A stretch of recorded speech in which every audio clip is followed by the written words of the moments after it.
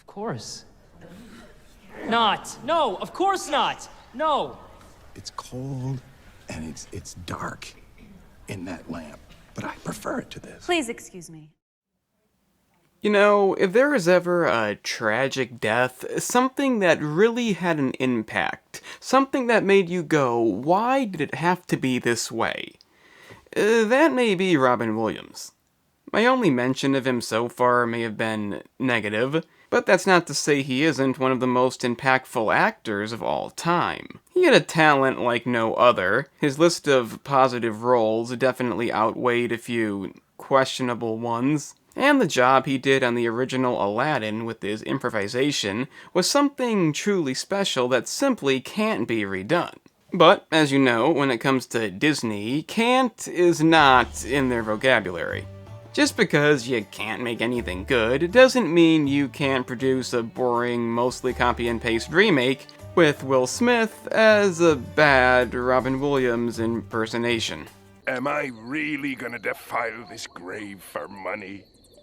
Of course I am! Released in 2019, somehow getting good audience reviews, this is the only Disney live-action remake that I feel is worth any of my time. Every one of these is kind of the same. Take the original, add in boring actors, cut out the scenes they don't need, and keep the important stuff, even if that means no context. That's basically what a Disney remake is, and Aladdin is by no means the worst definition, but it's the one that had the gall to replace Robin Williams with Will Smith and not change anything, so for that reason it stands out. Oddly enough, people had a complete fit about the genie not being blue, and then when he was revealed to be blue, they complained that it would look awkward. And even though Disney promised that it wouldn't, you can see how that turned out. But my biggest question is, how is that your complaint?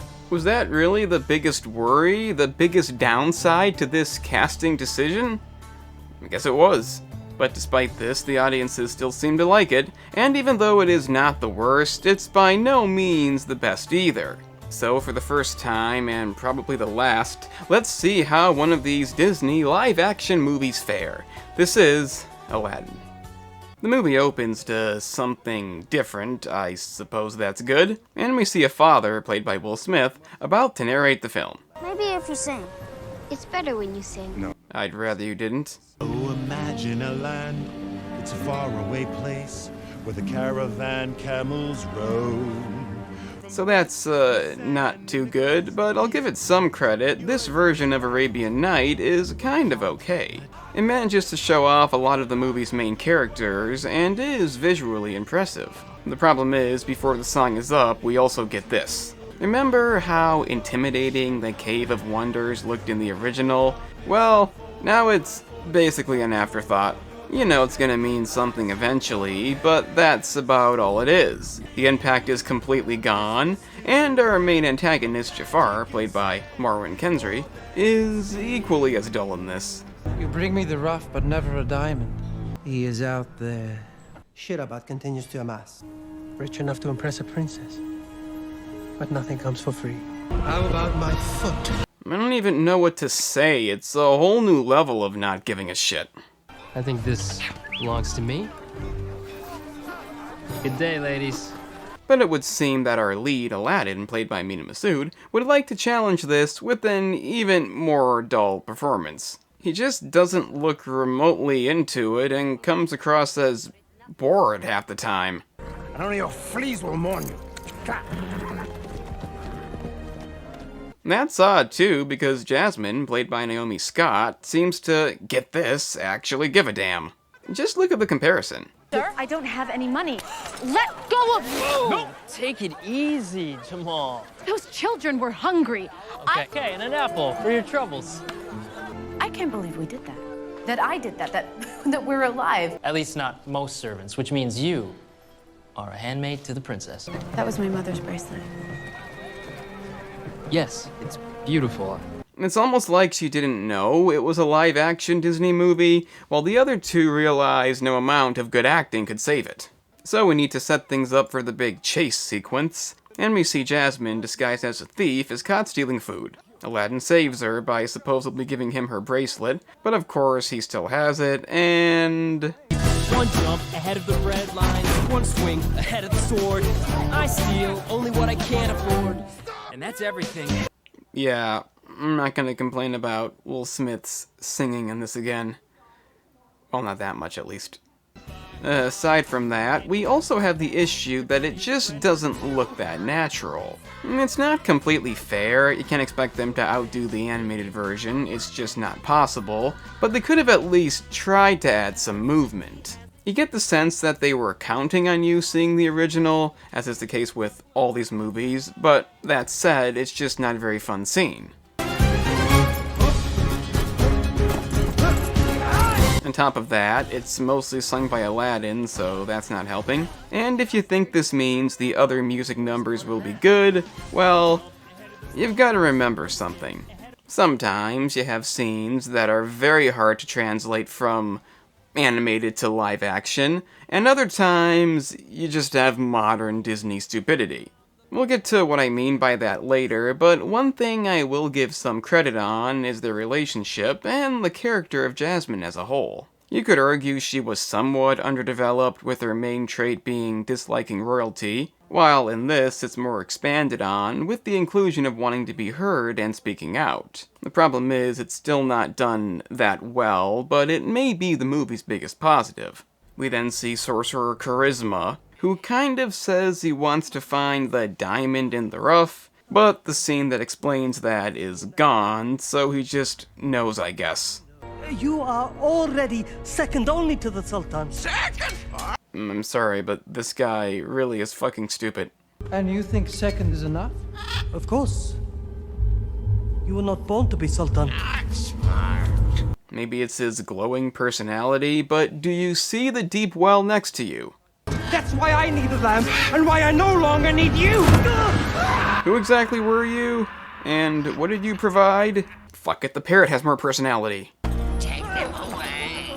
Second? Uh-oh. He sees a city where I see an empire. Such vision.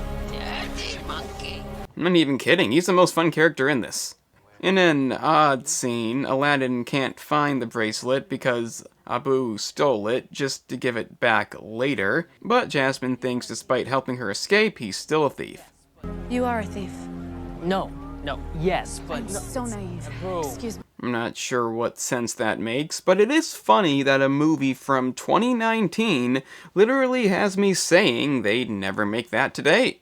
I'm referring to the arranged marriage plot that, despite clearly being described as wrong, even back when this came out, in the 90s, it was always wrong, you know that in the few years that have gone by, it would be an issue now. Okay, for the remake of Aladdin, how should we handle Jasmine not liking royalty? Well, as you know, just about everything is not okay now, even if it's defined as bad, so what if we make her the most amazing female character ever, without any flaws? That's a good idea, but how is it gonna tie into the plot? Well, just give her no personality. That has nothing to do with what I just said, but it is easy, and easy is the new Disney way. Should I contact Naomi Scott? Her acting was kind of good in this, find somebody cheaper. Another thing that gets mentioned a lot is this new place. Shirabat continues to amass. Shirabat is Orala. That invading Shirabat. Invade Shirabat? Invade Shirabat. But we never actually see it. It's not exactly needed. It's an area Jafar wants to invade, but I don't know why it's in the movie. On the bright side, this music-themed film actually has someone who can, sing. I can't start to crumble whenever they try. It's hard to believe, isn't it? But they don't completely fail on that front. But the ratio is still off. Aladdin sneaks in the palace to see Jasmine, and we have one of many hard-to-watch scenes when her handmaiden pretends to be her. And it is good to be me with all my palaces and wagons of gold things. I get that it's supposed to sound bad, and in that regard, it kinda just blends in. Now it is time for my cat to be cleaned. Says he'll come back tomorrow, but Jafar captures him and tells him Jasmine is in fact the princess. He also says he can make him rich enough to impress her, but only if he can obtain the lamp. But take no other treasure, no matter how sorely you are tempted. Not quite sure what he means by don't touch. Most of it is being touched. It'd be practically impossible not to touch it. I guess the cave just quit caring, and giving his intro, I can't really blame him. This is a magic carpet. These really do exist. Indeed they do, and you would think this would be the one character they could not possibly mess up. They find a way. It's mainly a lack of personality, a lack of movement. Once it's free, it doesn't really do anything aside from showing up when it needs to. Aside from that, it's mostly just absent. He also could have just used the carpet to get the lamp instead of climbing. And we find out the rule about not touching anything actually means don't hold it.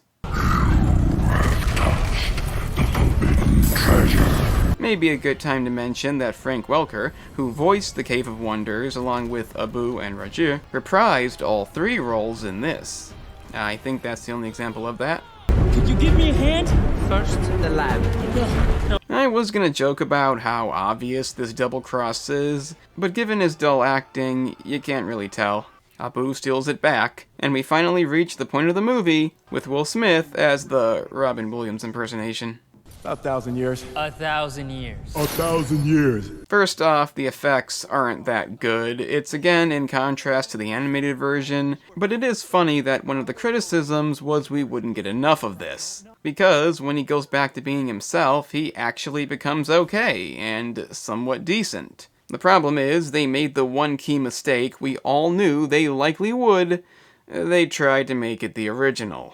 Thank you for choosing carpets, camels, and caravans. Please don't forget to tip your genie on the way out. While some people will always say don't change anything, this is literally an impossible task. It could not be done, especially Will Smith, that made no sense. And you can imagine, it's just bad. You're kidding, right? The comedy is terrible, the bad effects, again, don't help, and even if you did like the movie up until this point, there is no way to defend this. It's the one thing we all knew wouldn't work, and even discussing it is kind of repetitive. What the fuck happened to you, man? Your ass used to be beautiful. However, despite the atrocity that this is, the song is kind of kick-ass. You got some power in your corner now, heavy ammunition in your camp. You got some punch, pizzazz. The effects are used to, well, good effect. The singing is actually okay, and there is a level of creativity I wish we could have seen more of. It's definitely the movie's highlight, one of the few things that can be enjoyed, and even though it may be where the positives end, you can't deny it's a fun scene.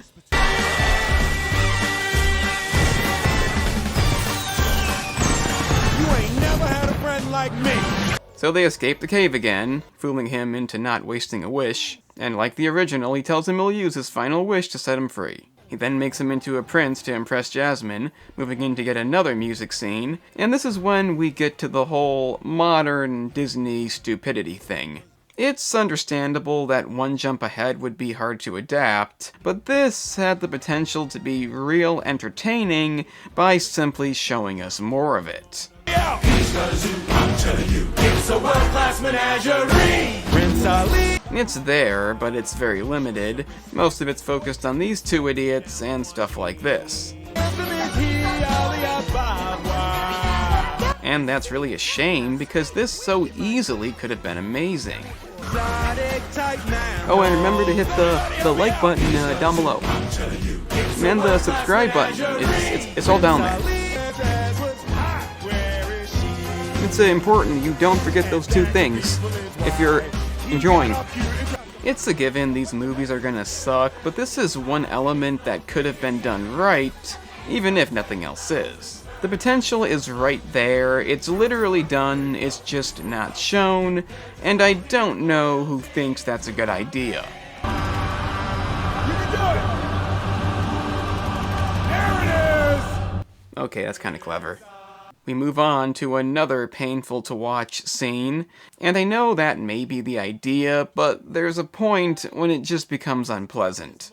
It's just as much a pleasure for me, Your Highness. Sir, you look very serene. That's a curtsy, not a bow. This is genuinely hard to get through. It may be intended to a point, but the acting is just so bad. I can't completely buy that. And what the hell is so funny about jams? Jam? Jams? Yes, jams. Fig jams. Yum jams. And date jams. Move away from the jams. The Genie sums it up perfectly, but I think it can define the whole movie. In 10,000 years, I've never been that embarrassed. This doesn't exactly impress Jasmine, so Genie goes to distract the handmaiden, and despite this also being awkward, it's a lot better than what we just sat through. Well, that didn't come out the right way. No one says that. I don't know why I said that. They then fuck up this scene, and the whole New World song kind of fails again for two reasons. One, not showing off that much new stuff, unlike what the song would suggest, it's kind of empty. And even though they had to both sing, it really shows off the quality difference. A whole new world, a new fantastic point of view. A whole new world,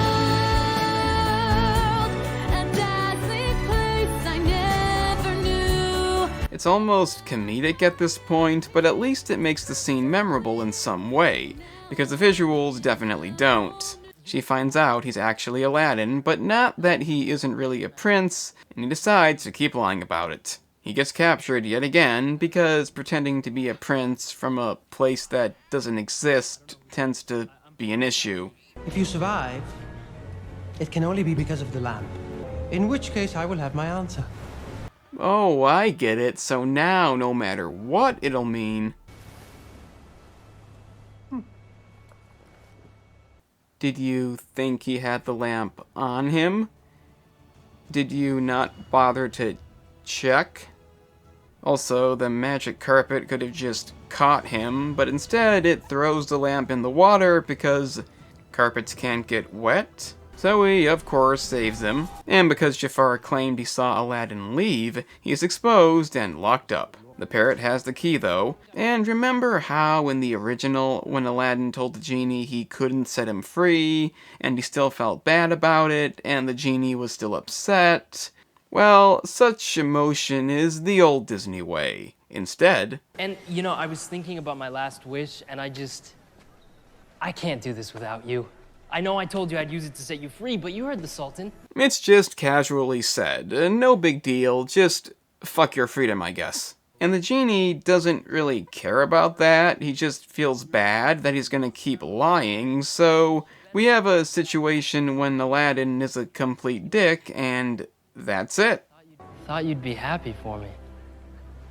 But all you cared about was that I used my last wish to set you free.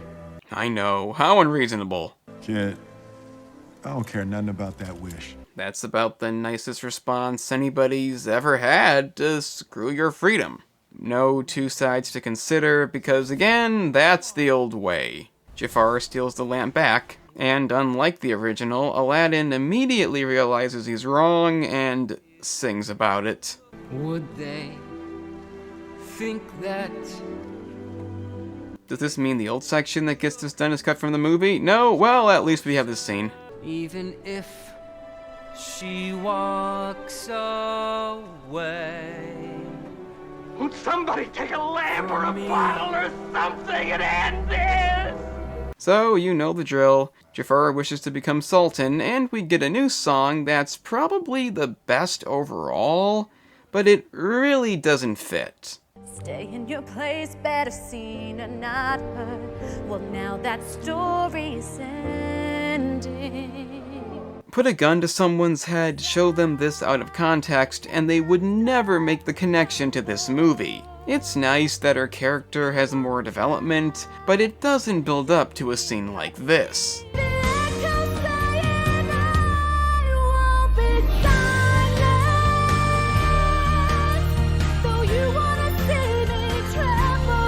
It's so out of place, I can't even take it seriously, even though I kind of wish I could. And in the end, it turns out it's just imagined, but I guess that's enough. She says a few things, they decide not to listen to him, making that wish pointless. So he then wishes to become the most powerful sorcerer. Aladdin tries to stop him, and he sends him to the end of the earth, even though, like I said, it's pointless now. He's almost immediately rescued by the carpet. But, you know what wasn't pointless? That badass fight with the giant snake. Even live-action Disney couldn't... It was a snake. A snake. A giant fucking snake. Now it's a parrot. I would genuinely love to know how this conversation went. Whose idea was it to make this a thing? I don't take issue with it by itself, but it used to be a giant snake. It just doesn't make sense.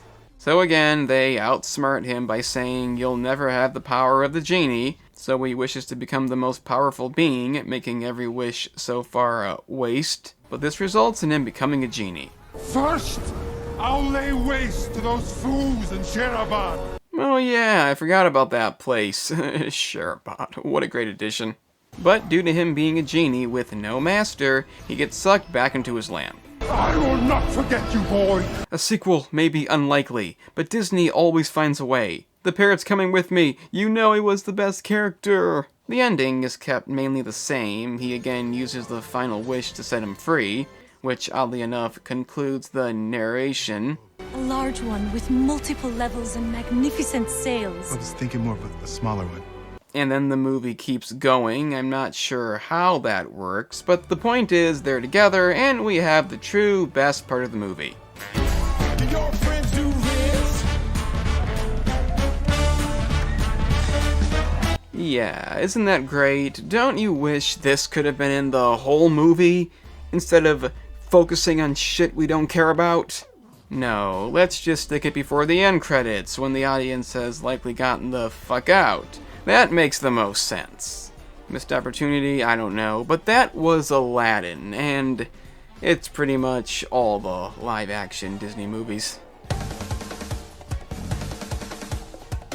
Like I said, discussing every Disney movie as it comes out is pointless. It's all pretty much the same train wreck. This one just stands out to me because of how shameless it was, and it was the one Disney movie I was particularly fond of. You can't complain too much about live action not looking as good, I guess that's a given, but the singing leaves a lot to be desired. The characters are just boring, that aside from Naomi Scott, who kind of succeeds on both those fronts, and the comedy, if there even is any, doesn't make up for the cringe-worthy awkward scenes. I don't know how intentional that is, but they're not fun to watch, and that's all that matters. If you've seen any of these movies, you've seen them all, but the bastardization of Robin Williams' classic role makes it stand out to me, even if it's by no means the worst one out there. Some of the music scenes are visually appealing, some are big letdowns, and the character development we do get doesn't go far enough to make any of it worth it. Throw in poor effects and questionably stupid changes, and you have, in a nutshell, everything wrong with modern Disney. I'm the analyst, and remember kids, if you care about freedom, that's reasonable. So, you've made it to the end. That's an impressive feat indeed. Since you managed that, I guess check out the gaming channel, in which I cover a variety of gaming topics, like analysis videos, such as this one. If you're into that, then press the link in the description. It's that simple.